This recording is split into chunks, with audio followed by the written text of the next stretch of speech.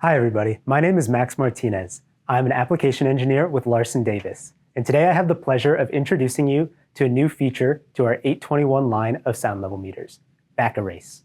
Back erase is a function designed primarily for in-person measurements that allows the measurement taker to pause and remove an unwanted segment of data. Let's say you're taking a 30-minute ambient noise measurement, and 20 minutes in, a car alarm goes off. Back erase would allow you to remove any of this contaminated data live. Here's how it works. Turning on back erase is as simple as toggling it on in your settings. Please note that not all features on your 821 are compatible with back erase, most notably your LN statistics and your measurement history. Upon toggling on back erase, you will receive a notification if you have any conflicting settings and have the option to fix them automatically. After activating the feature in your device settings, you can start a measurement and observe from the back erase tab.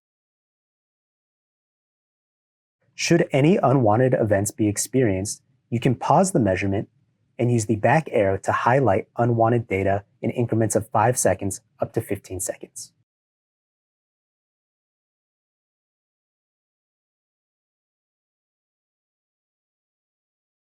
Then you can hit this back erase button to remove that data and press play to continue the measurement. When we are ready, we can let the measurement terminate on its own, or we can stop it manually.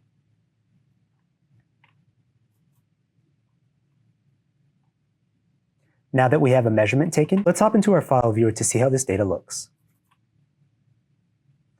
Here on our overall measurement summary, we can see that everything looks quite normal.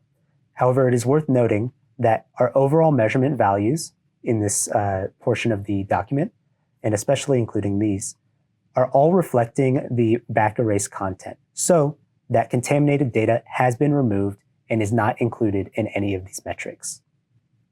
Next, let's jump over to the session log. Here we can see the run history of the measurement we took, and we can even see that a back erase of 15 seconds has been denoted. The last thing we'll mention is our time history. Here in our time history, we can see the second-by-second data in this example for our measurement, and we can even see our back erased data present here in the time history. However, it is denoted as back erased data. If we jump over to our graph module, we can see that our back erased data is also represented in the graph, but again, it is denoted as back erased data. This pause right here is denoting the time we spent back erasing this data, and this is when we reinitiated that measurement. Back erase is a great way to add a little flexibility to your measurements by allowing you to remove any unwanted noise from your data file. Please feel free to reach out with any questions.